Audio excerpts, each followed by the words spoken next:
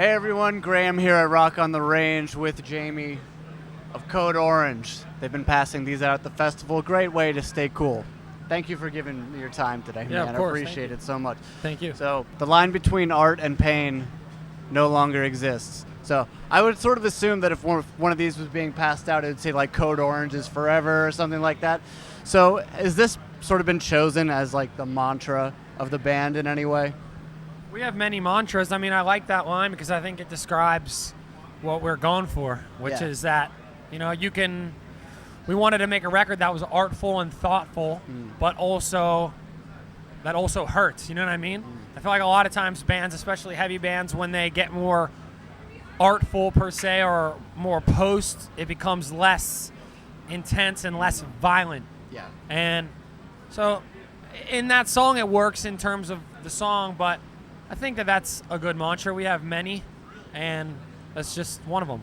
Yeah. So I think Forever, to me, I've always thought of it as sort of a horror movie. It feels like a horror movie to me in the way that the music cuts in and cuts out, and sort of these samples kind of come in and sort of distorting the line between reality and fiction. Absolutely. Sort of the same way that a horror movie does. Absolutely. Yeah. So can you tell me about that dynamic? What were you trying to achieve?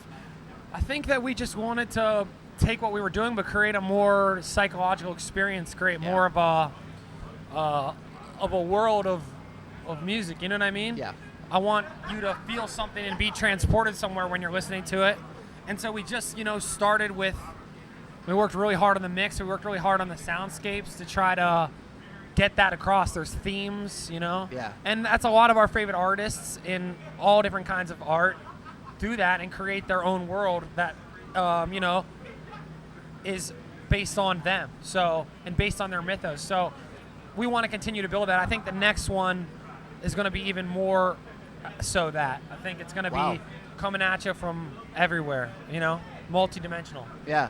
Well, I mean, I know I'm looking forward to the next one. Have you guys been writing? Is there demos in the studio or anything like that yet? Yeah, we're always working on stuff. We're going to, we always got stuff ready sooner than anyone thinks, We don't take any time off, so when we're not playing shows, we're writing or we're in the studio every time. So.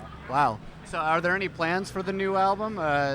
Maybe a 2019 release, 2020? Is there any definitive plans? We'll see. I'm not snitching that shit. Okay, not snitching right now.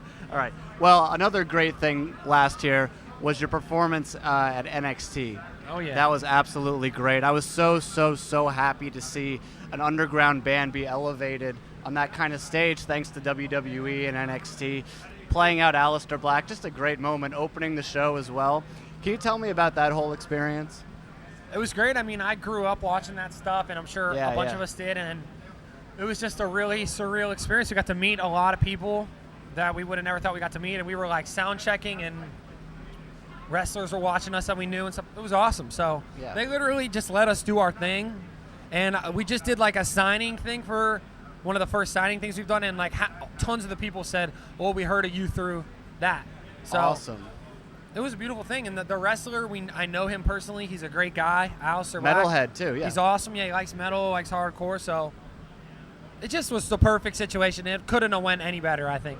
Oh, absolutely. And you got the stamp of approval from Triple H himself. Saw that. Oh, he was cool. involved the whole thing. It's no bullshit. Like he organized the whole thing. He watched our rehearsals. He would come up and say like, "What about this?" But he the first thing he said, which was sick, was like when he actually came to the practice spot that we played at. It was like this big. And he came at like midnight. And we played the thing, and then he was just like, "It's perfect."